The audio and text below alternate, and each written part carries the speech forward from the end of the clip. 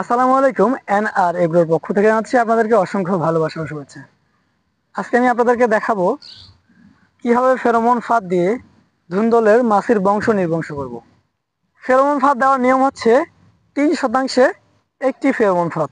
তো যেহেতু আমার এখানে 33% জমি আছে, আমি 11টি ফেরোমন ফাঁদ বেঁধে দিব। তো চলুন দেখে আসি কিভাবে ফেরোমন ফাঁদ দিয়ে মাছির বংশ নির্বংশ করব। আমি এই ফেরোমন ফাঁদটি বেঁধে দিচ্ছি।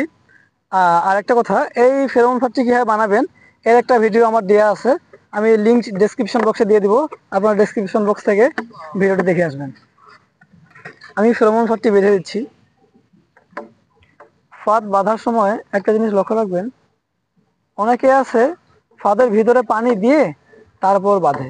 তো পানি দিয়ে বাঁধলে অসুবিধাটা কি, পানিগুলো এই গায়ে পড়ে, সাথে যে ফেরোমনের যে লিউট বা তাবিজটি আছে ওটা ভিজে যায়। এজন্য আপনারা আগে বাঁধবেন, বাঁধার পরে পানি দিয়ে দিবেন। তো আমার বাঁধা কমপ্লিট, আমি এখন পানি দিয়ে দিব।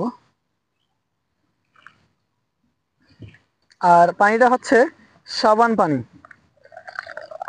সাবান পানি বলতে আপনি এখানে সার্ফ এক্সেল বা হুইল, যে কোনো গুঁড়া সাবান বা কাপড় কাচা সাবান বা গোসল করা সাবান দিয়ে শুধু পানিটাকে আঠালো করে নেবেন।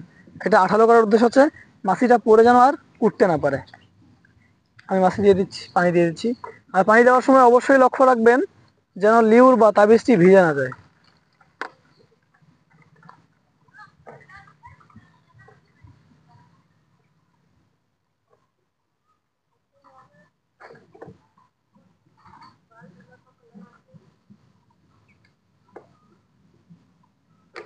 পানি দেওয়া হয়ে গেছে।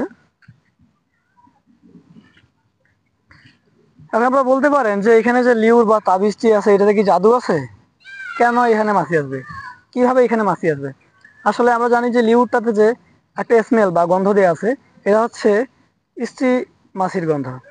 আর এই স্ত্রী মাছির গন্ধে আকৃষ্ট হয়ে পুরুষ মাছিগুলো আসবে এখানে মিলনের জন্য। আর যখন সে আসবে, এসে এই ছিদ্র দিয়ে ঢুকবে। আর ঢুকে যখন ভিতরে স্ত্রী মাছকে খুঁজবে, সে খুঁজে যাবে না।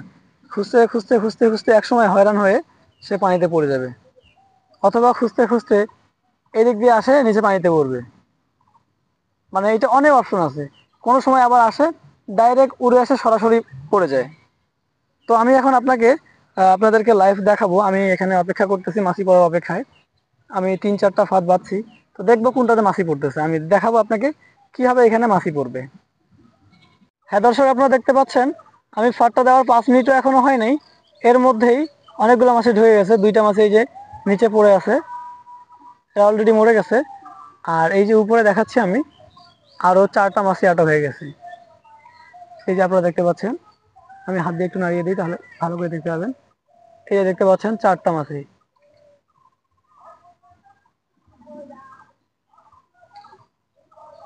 এই যে মাছিগুলো আপনারা দেখতে পাচ্ছেন অবশ্যই।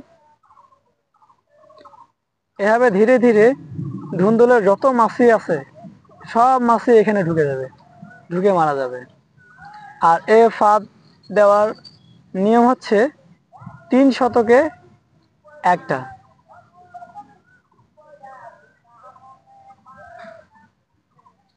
দর্শক, আপনারা নিজ চোখে দেখলেন কিভাবে এখানে ফেরোমন ফাঁদে মাছি পড়ে মাছিগুলো মারা গেল। তো আজকের ভিডিও এই পর্যন্তই। ভালো থাকবেন, সুস্থ থাকবেন। আল্লাহ হাফেজ।